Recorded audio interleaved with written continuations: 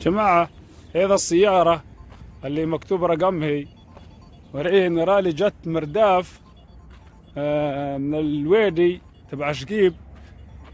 هذا السيارة ريه جاي وخبطه في المعكاه هني.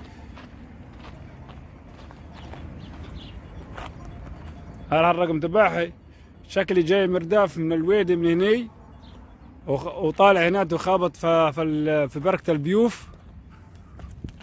هاي هني وظل السيارة محل وشرد جوا اللزور تاع السياغ. هذا السيارة بلاش اي حد يقرب ليه ولا الناس يقربوا ليه.